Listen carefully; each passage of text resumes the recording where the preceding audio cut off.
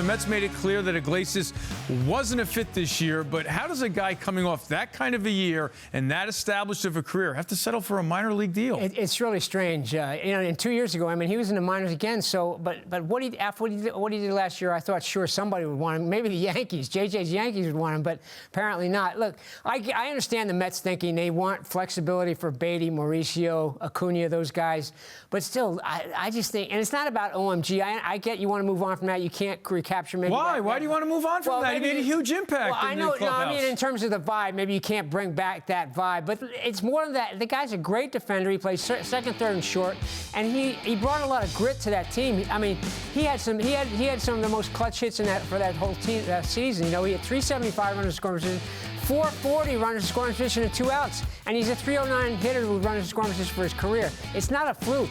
I mean, the guy is a good player. I just don't understand it. Look, I think there are two different conversations here. Number one, the Mets not bringing back Iglesias.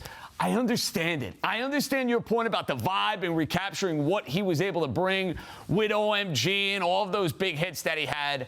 I also think David Stearns is pretty confident with a lot of the youngsters they have, and I understand it. We saw Acuna in the month of September give the Mets some really good playing time, some really good at-bats. Mauricio 2 years ago in a small sample size coming off the injury, he flashed. Now, I'm not going to be singing the praises of Brett Beatty based upon what he's doing in spring training, but what I'm getting at here is you have 3 youngsters who don't have a defined role on the team.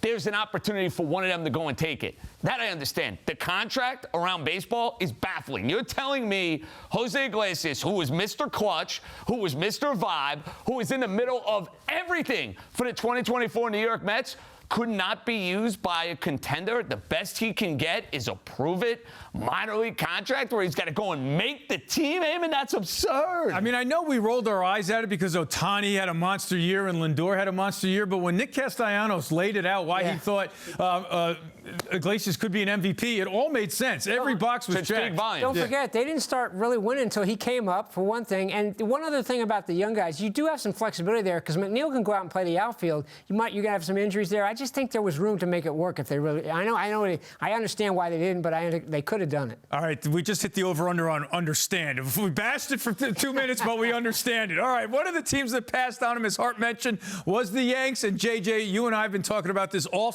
off season. How could he have not been a fit and helped the Bombers? Yeah, I'm bummed about this from a Yankee standpoint. It made too much sense to go and make a call to Jose Iglesias. Number one, the Yankees don't have a third baseman at the moment. Who is playing third base? The corpse of DJ LeMahieu, who's already hurt. Oswaldo Cabrera, who to me profiles better as a part-time player.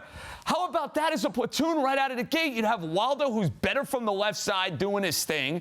And then you would have Iglesias, all those great numbers, the great vibes. And worst case scenario, he's a backup infielder who is a slick fielding shortstop, third baseman, second baseman, what have you. For that contract, the Yankees dropped the ball. I don't get it either. Again, why not? I mean, it's a perfect platoon, if nothing else, with Cabrera.